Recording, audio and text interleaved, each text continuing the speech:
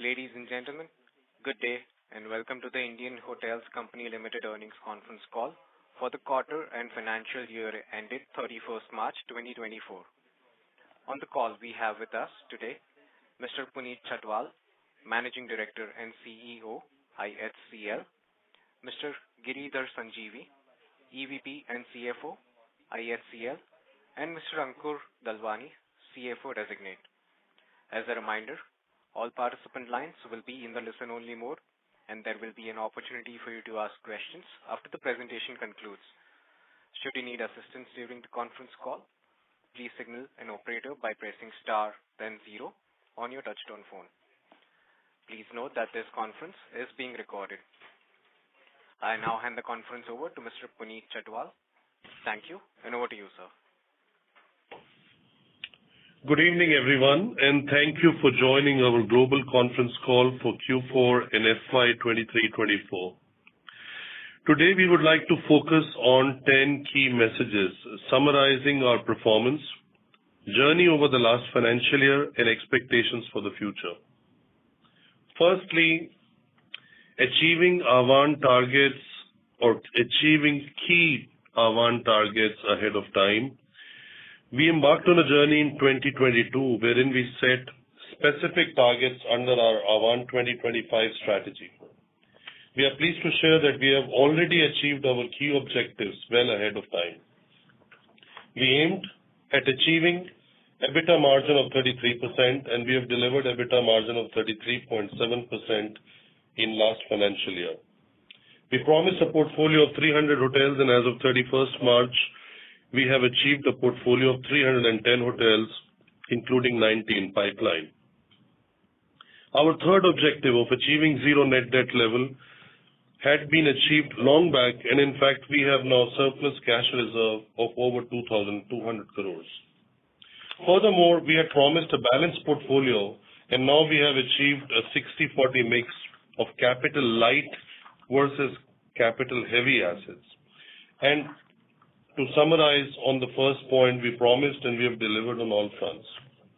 Number 2, best ever Q4 and full year financial performance.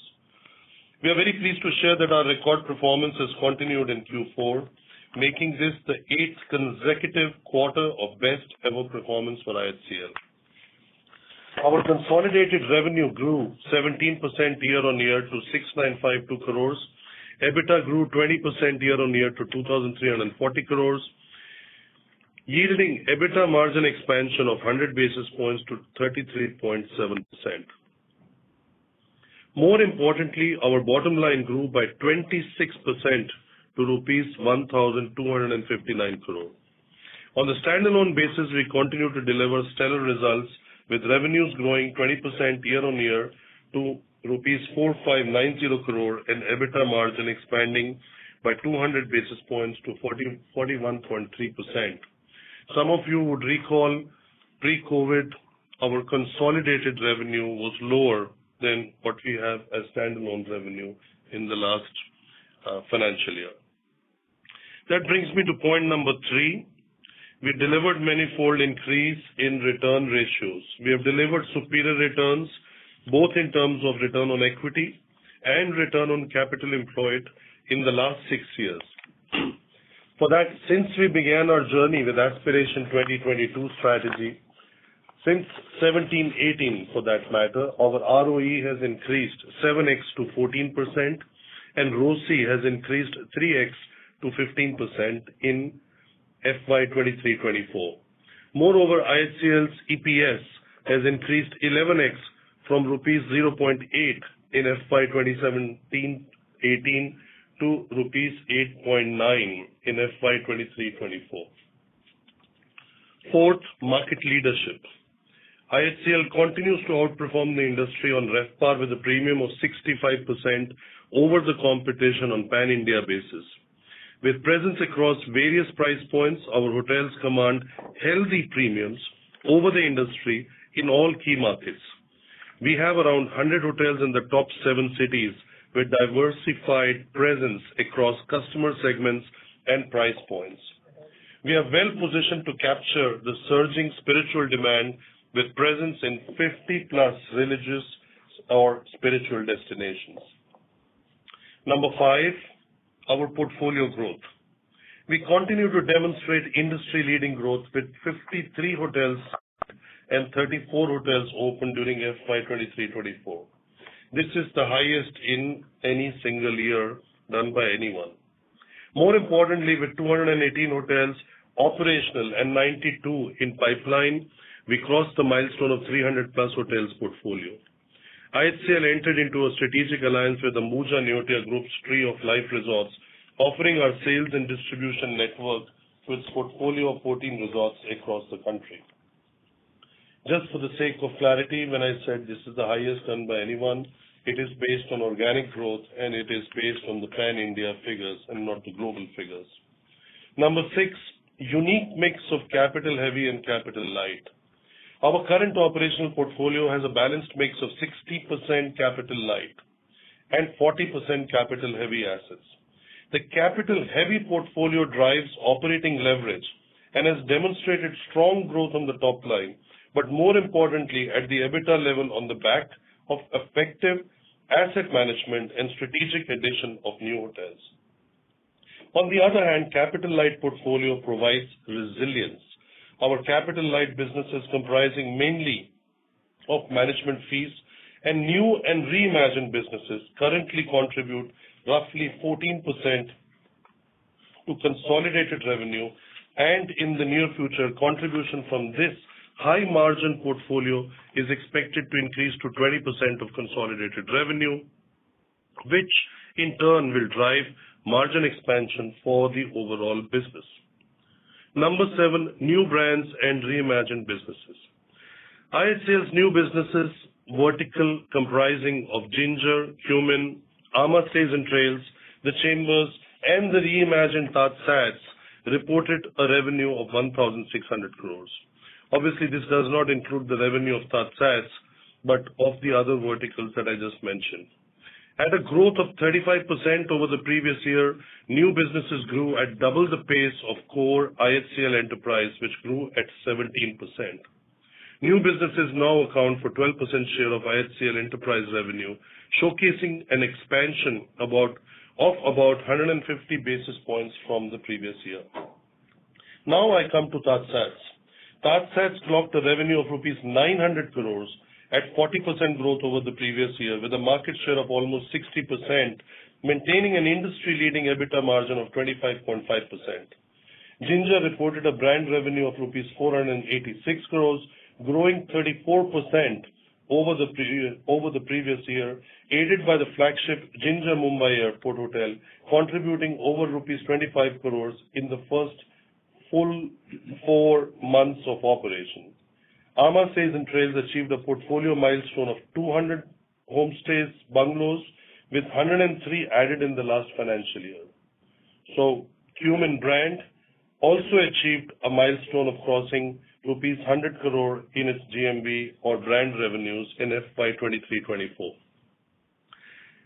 Finally, IHCL will also introduce a new brand as we announced in the last call. This is our reimagined version of Gateway, a full-service hotel offering in its new avatar in the upscale segment. This will be a similar story like the Ginger, which was reimagined in the years 2018 and 2019. The Gateway brand rollout will commence with 15 hotels and will scale to 100 by 2030. Number 8, strengthening competitive advantages. We remain committed to investing in our assets and building our capabilities for the future, thus strengthening our competitive advantages. IHCL in FY22-23 commenced a 5-year capital deployment plan of over rupees 3,500 crores towards asset upgradation and select new strategic investments. This includes strengthening of our digital capabilities with new brand websites, implementation of new ERP system, and data lake for advanced analytics with AI and ML capabilities. Some of these launches, especially of the new brand sites, you will start seeing from the first week of May onwards. That means in 8 days from now. Number 9, Pathya, our industry-leading ESG Plus program. We have achieved significant milestones this year on our ESG Plus program, and IHCL now uses 37% energy from renewable sources and has installed 343 EV charging stations across 142 locations in India. Continuing our journey of eliminating single-use plastic, IHCL has installed 40 bottling plants and achieved 48% recycling of the water that is used. IHCL also partners and operates 32 skill centers today across 15 states in India.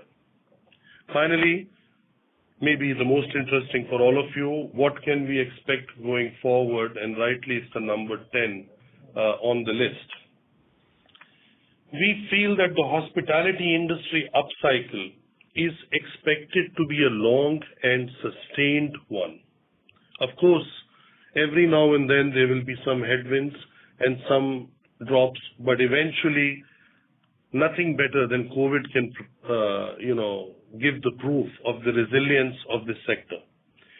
So accordingly, also experts like Horwath HTL have predicted that demand will grow at a rate of over 10% annually for the next 3 to 4 years, while the supply will continue to lag demand.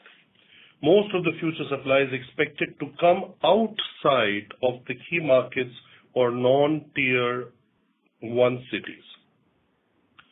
We are very much, as IHCL, in sync with what Horwath has been guiding. Within the IHCL context, we expect to deliver consistent double-digit top-line growth, therefore, with sustained margins and continued portfolio growth, with a target to open 25 hotels in FY25. We had guided 20 for last fiscal.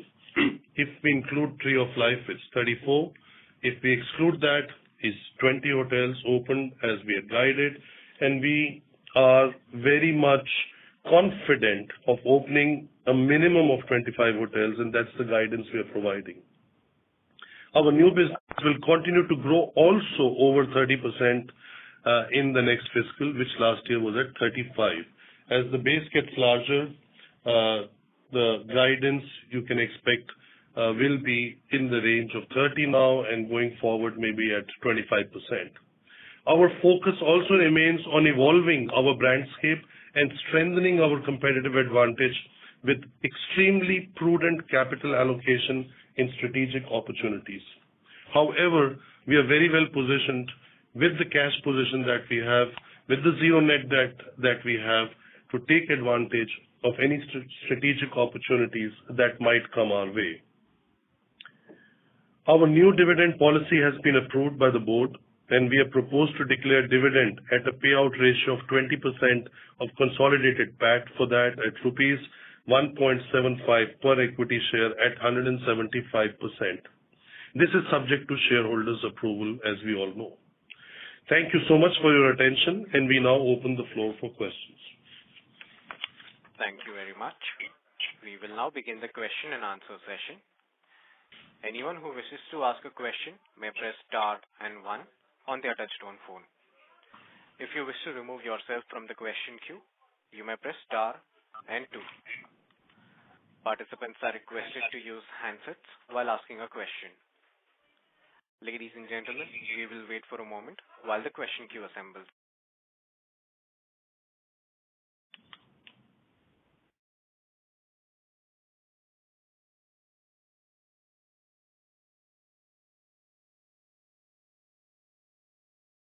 Our first question is from the line of Binay Singh from Morgan Stanley. Please go ahead.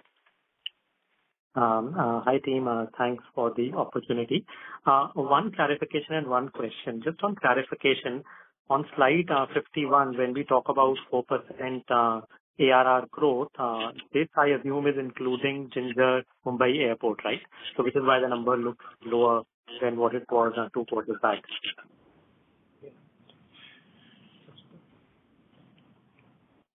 One second, Binay, we are looking at it. So occupancy is that ARR. Yes, it includes all brands.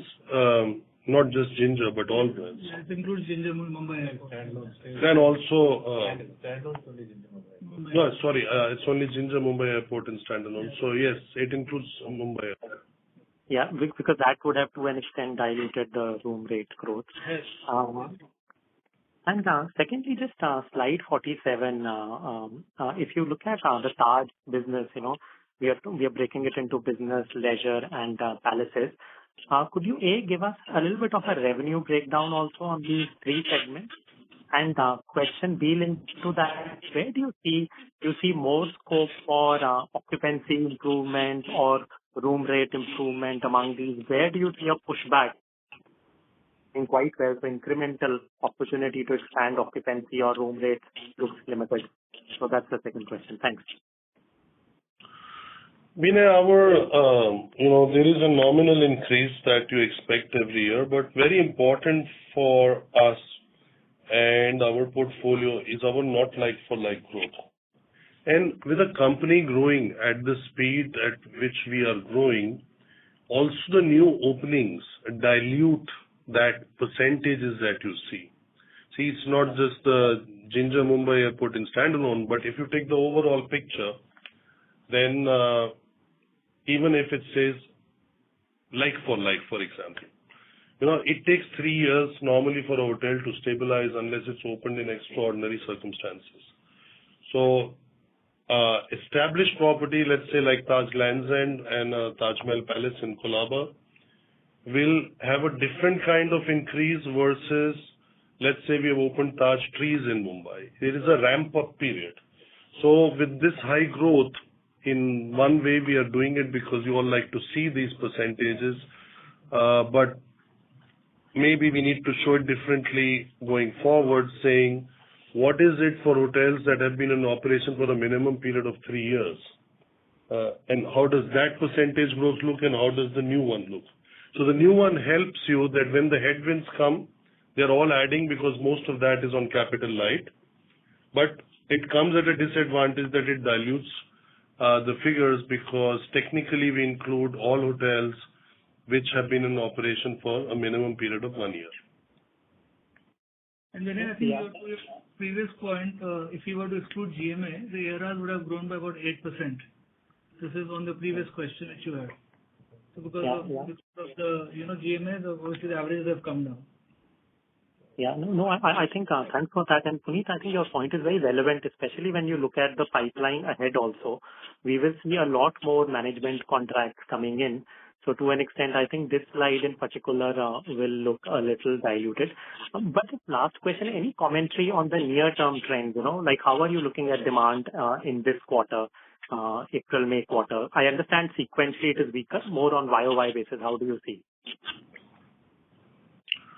What we are saying is what we believe in. We think that top line double-digit growth is what we feel is going to happen. Now, if in one quarter is in 9% and in the next one is 11, still the average would be 10. So I'm not saying it's 10. It could be 11 and 13.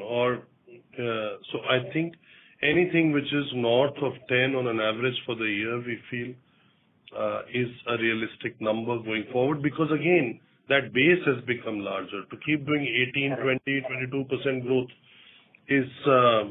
is possibly very aspirational and ambitious.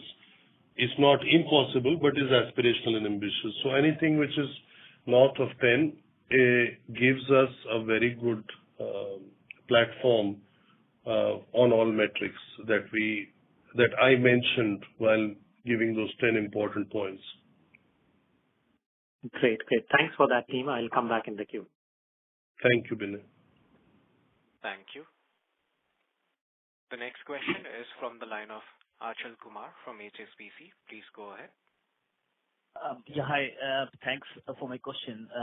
Thanks for taking my question. So first of all, Puneet, just wanted to understand about MICE business. So, so do you think the MICE business has normalized and back to pre-COVID levels, or you think there have been few structural changes i.e. bigger conferences, fat marriages, and which are significantly positive, and do you see a sustainability there? So if you could please give us a bit of a color in terms of MICE business, especially pre-COVID now versus now.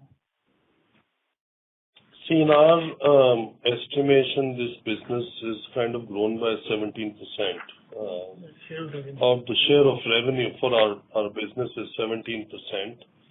But I think India is going through a structural change.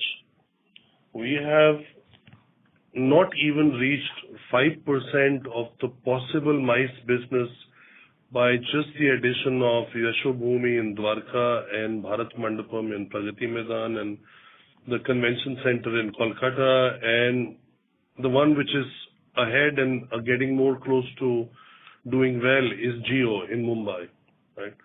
So I think taking the MICE out of the hotel business, because when you have events where 2,000, 3,000 or more people could come in one single hall, that kind of infrastructure never existed. So this is opening a big new opportunity. In terms of weddings, that is maybe a speciality on the Indian subcontinent and is going to stay a very important element of the culture and of the culture of celebration or as a culture of social gathering. And we are seeing no change when it comes to weddings. There is nobody worried about going into a hall because there was COVID. I think all that fear is gone. People are back and meetings are happening in a normal way. But what we have not yet seen is global events coming to India. We recently hosted in the month of February the global conference of Coke as an example. Or, 8-9 months ago, I don't remember the exact month, we had the launch of the new Dior collection at Gateway of India. So you'll start seeing, or India will start seeing and witnessing more and more of these events. And hopefully as the largest hospitality ecosystem, we continue to benefit from it, and it's not a one-off like a G20. But also a G20 has created the infrastructure which will benefit hospitality sector going forward. And Achal, maybe one simple answer here is not only it's gone back to what it used to be, it has improved. And when it comes to new facilities, we are not even at 5 to 10% of possible utilization. Right. Fair enough. Very clear. Other thing I wanted to understand, you just spoke about the gateway hotels, and you mentioned that you're going to have 15 hotels and probably end up by 100 hotels by 2030, if I understood correctly. So, what is the logic? Why you want to have another brand, and how you think you want to position it within your existing Taj Selections and Vivanta and all. So where exactly you see this gateway hotels to be placed, and what is the logic? What kind of benefits do you see? What synergy do you see? Excellent. Very good question, Achal. I'm glad you asked it. See, Taj, we have worked a lot on the last 5 years in upgrading and investing in Taj, and rightfully it got acclaimed as India's strongest brand across all sectors by Brand Finance, and also world's strongest hotel brands for, in the last 3 years. And this year the verdict is going to come in June. Now, Taj is and was always a luxury positioning. Somewhere it got diluted for whatever reason 20 years ago when we added by Taj in Vivanta, and the gateway hotel had become Taj Gateway. So when we started the journey of Aspiration 2022, we put the gateway brand in the drawer, and we always communicated and guided. We will bring it out, A, when we have the critical mass in the brands, B, when we have clarity on the brandscape and how an evolution in India could take place, C, when we feel now is the moment, and that's what we feel is now, because your tier 2, tier 3 cities cannot afford a Taj, as the cost to build a Taj and your ability to charge are not in sync. So if you look at the press release that we have given and the destinations that we have given, doing a Taj hotel there would be a challenge. At the same time, we reimagined Vivanta 5 years ago, and we said Vivanta is what it was supposed to be. Beau vivant, something which is very chic, very boutique-ish, and that is not a brand that will fit into, let's say, every possible location like a Karnal or a Barnala or etc. So these are the tier 2, tier 3 cities which are coming up very strongly. And that's the ethos and the style of the brand is done in such a way, including its uniforms, that it would not fit in such destinations. Plus, we have limited Vivanta with banqueting spaces. We don't want to have too much wedding and all that kind of business, because either you're a mass brand or you're a chic brand. You cannot be both. Now, selections is very easy. It's a collection of names that are a brand in themselves in their relevant marketplace. For example, the President in Mumbai is a part of selections. The Connaught in Delhi is a part of selections. The Ambassador in Delhi is a part of selections. The Blue Diamond in Pune, the Savoy in Ooty. These are all names which are very well established over several decades, if not a century. So I think this was a gap that we had, but we had not reached 100 Taj hotels and we were not close to 100 Ginger. Now that we have crossed in the portfolio 110 Taj branded properties, and Ginger in the next few months should get close to 100, it's already at 90, is the time to launch this brand, which will be upscale, full service, and a gateway to that city. It will be a very regional brand which will have all the important characteristics of that city. So gateway in Nasik will represent in its artwork, in its style, in its arrival experience, a Nasik. A Bekal in Kerala will represent Kerala. So I think this way we go out and become a very good, in a traditional world, we would say, a very nice 4-star full service brand. And in a modern world, we would say it's an upscale full service brand. And we are also launching it because we are very confident of getting quickly to a critical mass of 50 hotels in operation and a portfolio of 100 very soon. And we start with 15. We already start with double digit. We're not starting with something you build one hotel at a time and it takes another 20 years to get to the 20, 30, 40, 50. And that's why we have given the list in the press release of the names of the properties as well as the quarter of their opening. I hope this clarifies some bit. The rest, whenever you visit us in our office, we can show you on a chart. No, that's very interesting. Very, very interesting. I think that's a great idea. Thank you so much for giving the clarity. My final question, if I may, please. If you could please share a bit of a plan in terms of your capex, which you mentioned that 35 billion, and you already spent 10 to 11 billion, so which means you're going to spend additional 25 billion in the next 3 years, especially on the digital and IT spends. And are you collaborating with the broad Tata group, especially in terms of airlines? I mean, they have Air India and all. So I've been thinking about this. Recently, I could see, very surprisingly, Indigo quietly launched a link on their website where you can book the hotel. So do you have that kind of plan wherein you are collaborating with Air India and they can sell the holiday business wherein they can get the link? So I mean, just want to understand your close collaboration with Tata Group and your plans on the digital IT spend. How do you see the benefits from there? We are a Tata Group company and we always look at synergy possibilities with all group companies and not just airlines. But you are right, because somehow airlines, hotels, flight catering, all this go together. So that part is there, but I think there was a lot of work to be done on Air India. They are getting close to a lot of initiatives that they had taken, and during the course of this financial year, we will try to align ourselves on strategic fronts. But maybe you should be asking this question again in a couple of quarters. But that does not mean we don't collaborate today. We do collaborate. We went out and built a Maharaja Suite at Taj Mansingh. We do wherever we can meals for them. We are doing almost all meals for Vistara in whatever stations we are, except for Hyderabad. So there is a lot of that collaboration that is already happening. It's not that is not there. And I think if Air India was to join the loyalty platform of Tata Neu, that would be another new game changer completely for us. So sometimes it's not direct. It could come through other companies.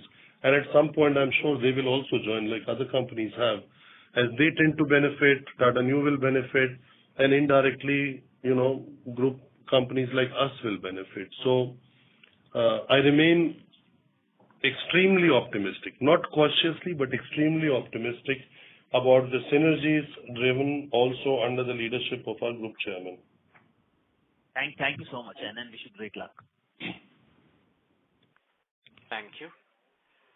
Our next question is from the line of Shaleen Kumar from UBS. Please go ahead.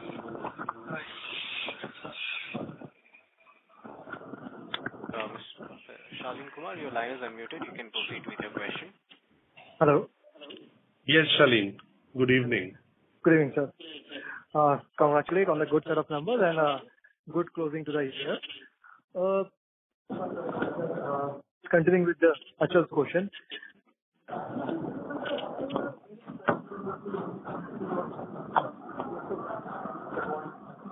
Shaleen, there is a lot of disturbance. Mr. Kumar, if you are using the speaker mode, may we request you use the handset mode to ask the question, please? Mr. Kumar, we are not able to hear you. Hello. As the line of the current participant is not clear, Mr. Kumar, if you can hear me, you can rejoin the queue. Am I audible? Yes, Mr. Kumar, if you can use the speaker, if you can use the handset mode to ask the question. Hello? Yes, sir. Am I audible? Sorry. I don't know what happened. Yes, sir. Please go ahead. So I just repeat my question. So I was saying, Sunita, I think you guys are still conservative when it comes to your capex guidance. 3,500 crores of capex in next 5 years. But you guys can be generating like 8 to 9,000 crores of free cash during that period, right? So do you think you can be a little aggressive on that front? Shaleen, I think the guidance is 3,500 crores over 5 years, out of which we said the program started 2 years back. So effectively, it's about 2,500 crores for the next 3 years. And if you look at this year's capex numbers, we've done about 650 crores, 637 crores. So essentially, we're going to build on that. And, I think the last quarter we did mention some numbers about what we think we'll do next year. We think this is what we can do if, business as usual. Of course, if there are opportunities which come up, which Mr. Chatwal referred to earlier, on the inorganic front, then of course that becomes another area of sort of where capex can get deployed. But as we see things today, 2.5 crores of incremental capex over the next 3 years is something which we think should be possible for us to spend. And this is on 3 main areas, which is basically renovations, which is an ongoing thing we do, the new builds, and also on the IT side, which is actually a very big focus for the company for this year. This and next 18 months. 18 months. Sure. So effectively, we are saying that this is the visibility right now. It could obviously evolve, right? Because definitely we will have cash to deploy. Absolutely. That's right. Right. So, second thing, just want to understand on the current performance. I mean, I saw a jump of other expenses, right? And I think there is a possible to quantify or give some suggestion on that, because then our actual EBITDA should be more than what it has been reported. So, Shaleen, there are one-off items which we have actually mentioned in the note on the other costs. If you see our cost structure, all the costs have actually are below as a percentage of revenue if you compare with previous year. The cost which has gone up is other costs, and there are 2 elements to this. There is one-off items, and if you were to correct it for that, then the gap between the previous year and this year actually is negligible. And secondly, these costs are in the nature of one time and which are kind of incurred this year, and we don't expect them to be repeated next year. Secondly, a large portion of the increase is linked to revenues coming from licensed hotels, where license fees have been higher. and the license fee is set as part of other costs, because of which the percentage is looking higher. So this is a mixed effect which should actually correct in the next year. Please, so just to clarify, Ankur over here, that you're saying that my other operating expense would have been similar to previous year had this one-off not been there? Yes, if one-off was not there, the one-offs are there in both the years. It's in previous year as well as this year. We were to correct it for the one-off, the numbers would be closer to 29% as opposed to 29.2 or 28.4 which you're seeing right now. Right. So that roughly 150-200 basis point margin could have been better, which we should see from the next 4Q onwards. Next right? Next year onwards, yes. Okay. Then it's a great show, guys. Great show. That's it from my side. All the best. Thank you. Thank you. Thank you. The next question is from the line of Anuj from Investec. Please go ahead. Yeah, hi. Thanks for the opportunity and congratulations on a good set of numbers, sir. So 3 questions. Firstly, on your new and reimagined business, especially TaskStats and Ginger, which has clocked in almost 2x of growth versus our standalone entity. So what has been the growth driver and are they sustainable going ahead? Also, any new segment where TaskStats have scaled up its reach, which actually has led to such kind of a robust growth? And what will be your outlook for this entity going ahead? Secondly, any impact of ongoing elections which we are witnessing across tier 1, 2 or 3 cities across ARR and occupancy? And lastly, we have already surpassed our Avant target a year ahead. So what margin, portfolio addition or portfolio mix do we see or expect for next year, sir? Thank you. Hi. Giri here. So I think, as far as the first question on Ginger and TaskStats are concerned, I think there are a number of drivers. As far as Ginger is concerned, Ginger Mumbai Airport is obviously a big driver. The second thing is that we were upgrading properties from the old model to the new Lean Lux model. That has clearly driven. And third, from an F&B perspective, we have kind of graduated from the earlier format into humans actually, which has also helped in terms of growth. I think these factors will continue to grow in our capital light, fully fitted lease models on Ginger actually. So Ginger actually, we are very excited in terms of the opportunity to grow. That is number one. As far as TaskStats is concerned, once again, a number of drivers, very, very clearly, the growth in the number of airports, the growth in the airline passengers, the kind of mix which is happening, and the way we are charging our customers between, meals as well as handling charges. So I think there are a number of factors once again. And productivity, most importantly productivity. Places like Delhi, as an example, there have been significant productivity improvements, which kind of ensure that we're able to do more meals given the same space actually. And TaskStats will continue to have that momentum completely actually. As far as this year is concerned, I think Puneet has outlined in terms of the factors for this year. Very clearly, I think there may be some temporary impacts in terms of elections and all that, but otherwise, I think we do not see, given the long-term fundamentals in terms of demand drivers, in terms of supply drivers, I think we are clearly standing by the double-digit revenue growth that we have spoken about actually. And I certainly think that, I think a lot of what has been happening is, in the industry, there's momentum versus strategy. I think as from our perspective, I think we have a solid strategy, we have solid execution, and we have a number of factors coming into play. The diversification in terms of top line, the 125 city presence, which gives us a lot of network effects as an example, the productivity in costs, all of these are going to come together in terms of driving our performance actually. And I forgot the third question. These are the two questions. So it was on the Avant target which we have already surpassed a year ahead. So going ahead, in terms of our portfolio mix, because the last call we actually had targeted to have 55-45 kind of a ratio between the asset light and asset heavy. We are already at 60-40. So going ahead, what would be our target in terms of this proportional mix? And also any target on or outlook on the margin pressure would be helpful. As far as the growth is concerned, we will continue to grow. I know there is a chart very clearly we are talking in terms of the capital light and capital heavy. I think including pipeline, if you see the capital heavy is 28% actually, and capital light continues to be 72%. So that is going to be the driving force unless some new opportunities like inorganic and other things come into play, or new greenfield kind of opportunities actually. So that's the guidance. And as far as margin is concerned, we have been very clear that the margin for us is an outcome rather than a target actually. We had to give a target 5 years ago because we were at 17%, and therefore it was important to give a target and deliver actually. Now, having achieved the 33%, I think we should, it is more an outcome. If as a result of the action that we take with the leverage on the, operating leverage, if the margins go up, there will be an outcome actually, rather than a target. So I think that's the way to kind of look at it actually. Okay, thank you, sir. And this your gateway would again be on the asset-light model? Yes, at the moment, the 15 that we have highlighted, they are all on asset-light. Thank you, sir. That's helpful, and thanks for the opportunity. Wish you good luck. Thank you. Thank you. The next question is from the line of Bharat Sheth from Quest Investment. Please go ahead. Hi.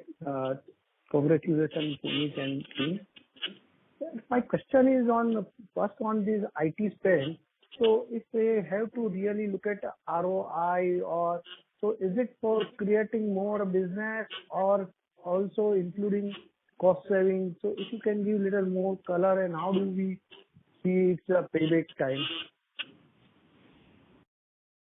So IT spend, as you see, what we've outlined here, there are 2-3 big areas. Basically the ERP software, which is really the heart of the financial software.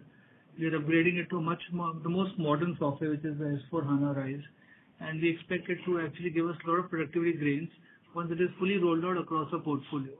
And these could be things like implementing a shared service, and getting cost savings as we scale up.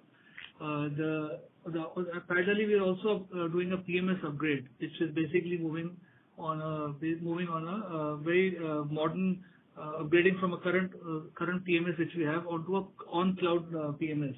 Again, this will go hand in hand with the ERP upgrade. And I think the benefits of this you will see over the next 2, 3, 4 years, because this is not something which is you see the benefit immediately, because it's a thing about productivity and savings which will flow into the P&L over a period of time. And I think as an organization, we've been leaders, and therefore for us to maintain leadership, it is important that we are ahead of the curve and spend on IT and productivity investments, and that is why this has been called out this year particularly. One question for Puneet. Normally our Q2 is a very soft in history, but since last year we have seen that Q2 is little better, over a YOY, or maybe much better, and decline is not to which was earlier. So how do we see the trend, a quarterly trend, and what is really playing out that all the quarter may come, maybe not equal, but a decline over, previous quarter, changing in the seasonality?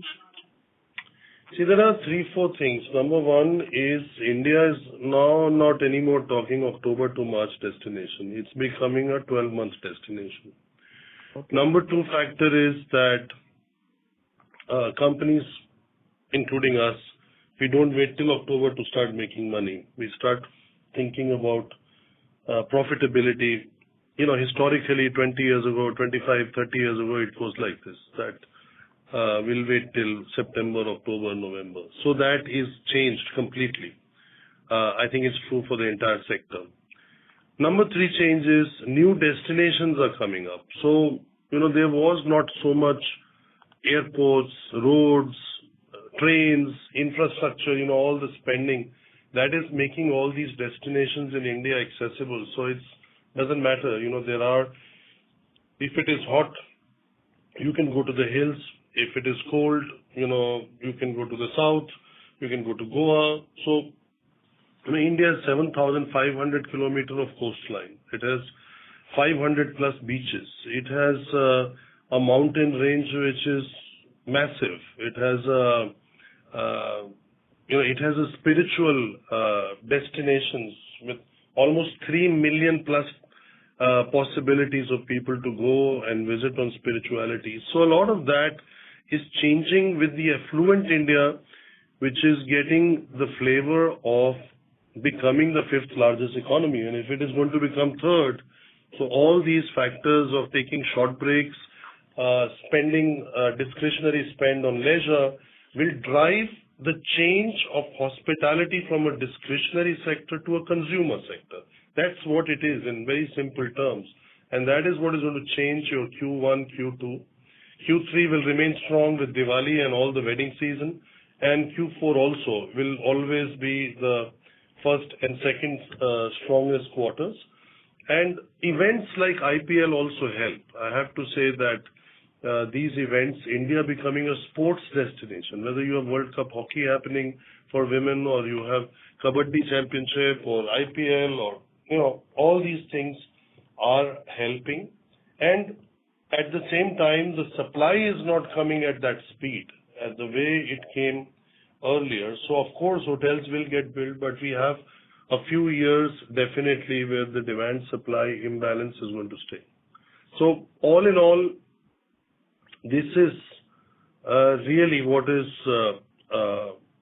helping us from an infrastructure point of view, but also our own growth. We are adding so many hotels per month now. Going forward, we are saying we will do more than 2 hotels a month. And if those 2 hotels are coming, majority is coming in capital light, it just keeps adding, with the flow-through becomes higher. Yeah. So that's something we have been saying for now 5-6 years in a row. So effectively, does it mean that it will improve our RevPAR for annualized basis from the whatever was the history? Normally it should, but as I said, at the moment there is nothing that suggests the contrary. And based on a Horwath HTL report, as I said in the opening remarks, the demand is supposed to grow at 10.6, which historically grew at 6.4%. So I think that should help. Thank you and all the best. Thank you. The next question is from the line of Karan Khanna from Ambit Capital. Please go ahead. Yeah, thanks for the opportunity. I've got 3 questions. Firstly, if I look at slide 17 of your presentation, and Puneet, if you could talk more about the supply narrative, because I was going through an article, and effectively, if you look at the top 5 international hotel chains and their growth aspirations for next 3 to 5 years, we are looking at close to 400, 450 hotels that are getting added, effectively 50 to 60,000 keys that are being added by these hotel chains. So in that context, how should we think of this narrative about supply remaining constrained over the next 3 to 5 years? I would recommend very strongly to get some of these announcements made from the last 3, 4, 5 years and then compare it to reality. It has not yet happened. Right? We have had this question since 2018 in different hospitality forums that I participate in and in other calls. This is one of the ways of, international way of marketing and getting the thing. Maybe it happens, but up till now it has not. So it's very easy to go back and check. And I think a few days ago there was an article in, Mint, which gave the number of hotels in operation of the top players and the number of hotels in pipeline. I think that's what one has to do. And in the pipeline also you have to keep adding, because 100% of the pipeline never gets built, no matter where in the world. So you have to look at, depending on the quality of the pipeline, a 70 to 80% number is a very strong number, because something happens. Somewhere some protest comes, somewhere some PIL comes, somewhere, some developer, promoter runs out of money or ends up in some other issues. So things happen in a marketplace, or a flooding happens, or what a cyclone comes, things just change. And I would say this is what you've been reading is thanks to a recent investment conference that happened, where a lot of people came and they made these statements, because India is a happening place. Everybody wants to have a share of that growth and the possibility to participate in that growth, so that nobody gets left behind. And it's good. It's good competition to get. But I think the number of hotels we have in pipeline, we are way ahead of anyone. And these are signed legal binding contracts that we announced. This pipeline is not projects which are under negotiation. We have another 90 under negotiation. So that is not what we count. Of the number of projects you have in negotiation, if that's 10, then once you actually conclude, you are very lucky if you conclude 20 to 25%. And the other thing, Karan, is that you should also look at the micro markets actually. Ultimately, hotels are a micro market business. And if you look at our hotels in our micro market, there's effectively no new supply coming in. I think that's number one. And number two, in all the key markets, we dominate in terms of the number of hotels as well as the price points actually. And therefore, our ability to cater to different customer segments is also very high. So looking at supply alone as a standalone way of looking at it is not right. You have to integrate it with all the other factors actually. Sure. This is helpful, Giri. My second question, given the significant surge in airfares, especially post-COVID, almost 40-50% versus pre-COVID, how should one think about the ability for hospitality chains to continue driving ARR's growth, given the ADR is also up 30-40% versus pre-COVID? And as a follow-up, at what point do you think international destinations perhaps become more attractive or more lucrative in the context of rising airfare and hotel rates?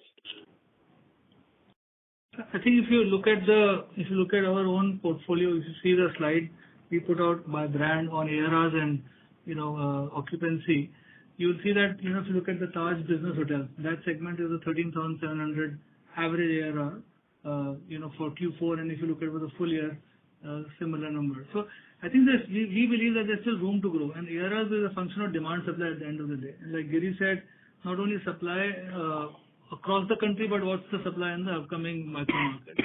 And if you look at last 4 years or 5 years ARR increase, a lot of it is also because there has been high inflation in the economy, which has also led to ARRs that inflation being passed on to the customer. And that ability to pass on inflationary increase is there till the time you have a good balance on demand supply. And I think that's something which we feel confident will remain in the foreseeable future. So I think if you think about it more conceptually, I think the ability to increase ARR is still there. And of course, it will vary from hotel to hotel. It is not going to be uniform across the market. And it will vary from also from segment to segment, and which whether it's leisure or whether it's which brand we are talking about. So I think that's point one. Secondly, I think if you look at last year's data, there's been fair bit of outbound travel from India, which has actually exceeded the pre-COVID level. In spite of that, we've had we've continued to sort of grow and see RevPAR go up over the last 12 months. So I think that does show that while destinations outside India are attractive for some people, there is still enough demand in the country, and whether that's business demand or leisure demand, which is kind of catering to our hotels. And couple of things which are hidden or which are the potential upside is that we still are not back to our foreign inbound tourists, right? We are still, the statistics is about 85% of what was pre-COVID, but that also includes the push we got from G20. If you were to adjust it for that is probably down to 70-75% of the pre-COVID level. So there is, and that should actually pick up. I think if you look at again various forecasts of that, they say itself they should pick up, and then over the next few years, we expect that to actually get to almost like a 27-28 million tourists coming to India. And that is a big push a big factor which will help us sort of fill in some of our leisure properties, which are already doing well but can obviously do better. So I think those are some of the other factors you should just think about, and as you think about ARR's growth, because it's not about just one quarter or the full year, but I think what's the long-term trajectory. And just building on what Ankur said. See, we have always said that from a business ARR perspective, there's enough scope, because really speaking, if you travel abroad, you see for the same kind of rooms and kind of quality, I think our pricing is much lower. So I think with the growth in business, I think the potential to increase business ARRs is definitely there. On the leisure side, it represents the long-term opportunity in terms of growth. See, the domestic resilience, as Ankur pointed out, is very real actually, which means that people are taking more trips, they're taking shorter trips. And many times when people take these holidays, they're not thinking of a destination. They have teams in and they want to go to some place actually, whether driving to destinations or what. And when you look at these 2-3 day trips, especially, what happens is that people have a wallet in mind, saying that I will spend about 1 lakh for this trip as an example. Then it doesn't matter, Karan, in terms of whether the ARR is 10,000 or 12,000 actually, as long as the wallet is maintained actually. Hence, I think I think, and remember one thing, the ARR is really all about part of the business. 45% of our business is room revenue. There's everything else in terms of F&B, in terms of all the asset-light businesses, the banqueting, the chambers, and a whole bunch of other things actually. And hence, I think, don't look at it narrowly in terms of just ARR and RevPARs actually. I think there are multiple factors, and this is where I think the diversified network, the size of the network, is going to matter. If you are a 2-hotel chain, then I think some of these factors, what you ask, are very real actually.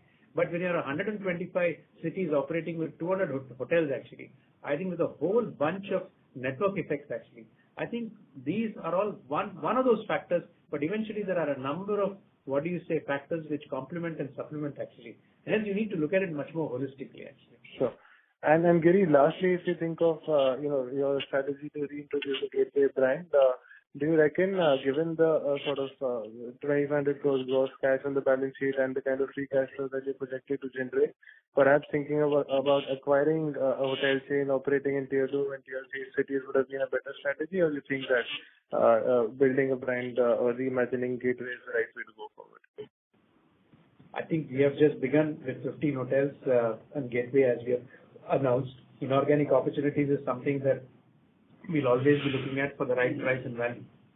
One thing does not exclude the other. So the evolution of our brandscape is ongoing. And what was only known as Taj Group, see how it has evolved. And we will continue to evaluate as and when opportunities arise. Now, we have launched Gateway, but I think you're saying it's acquiring tier 2, tier 3 cities brand.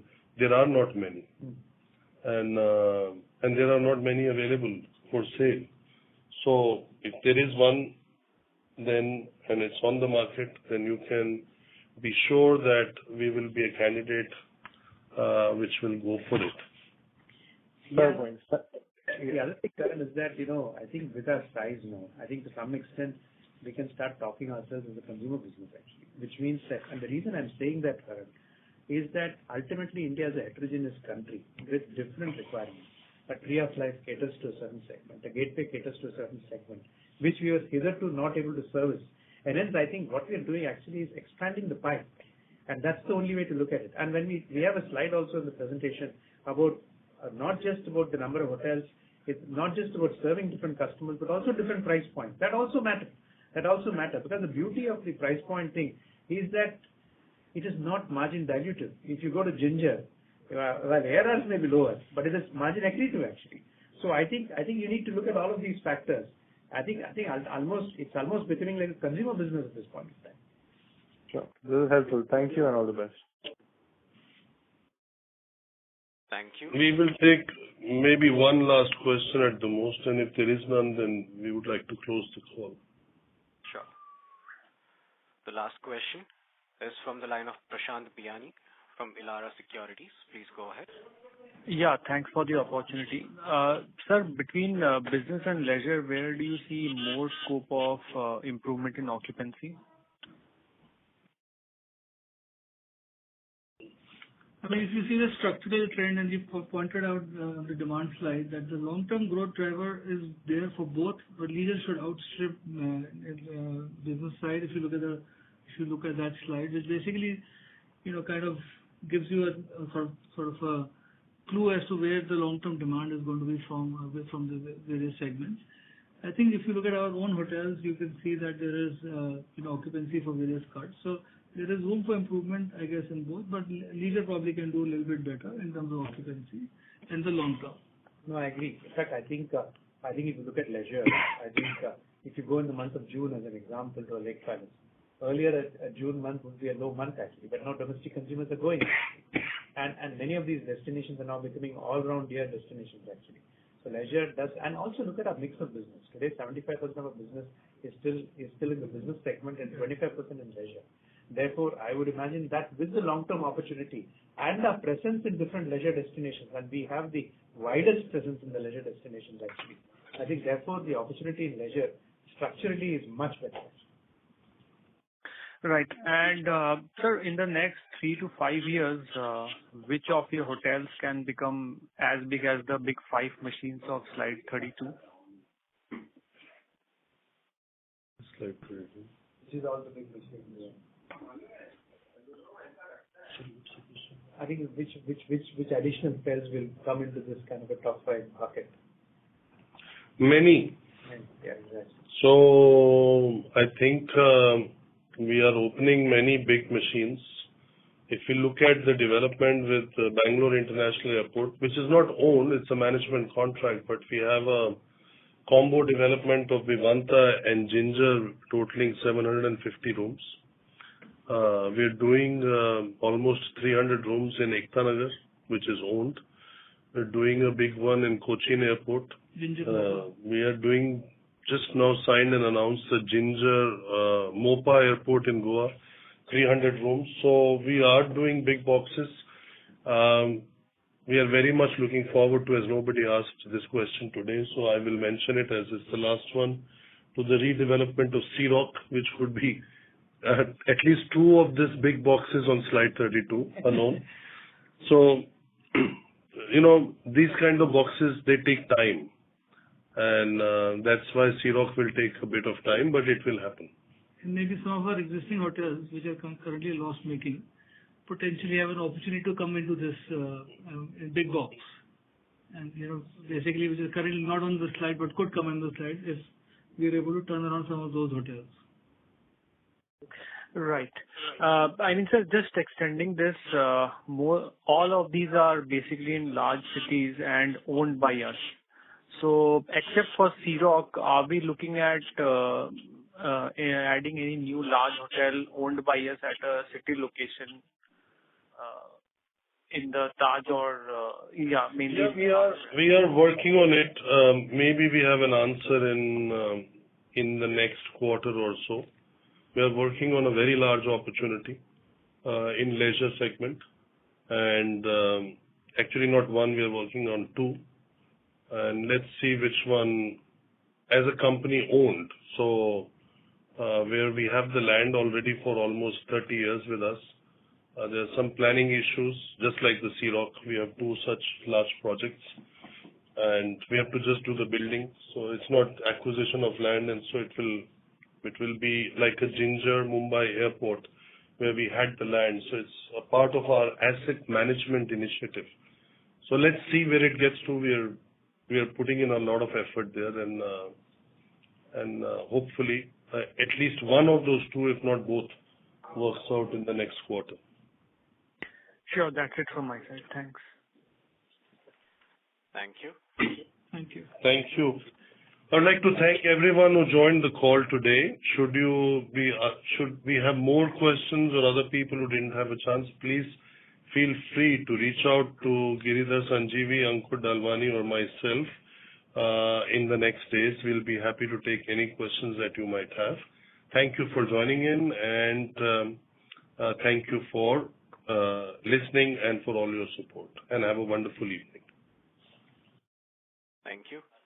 On behalf of the Indian Hotels Company Limited, that concludes this conference. Thank you for joining us. You may now disconnect your line.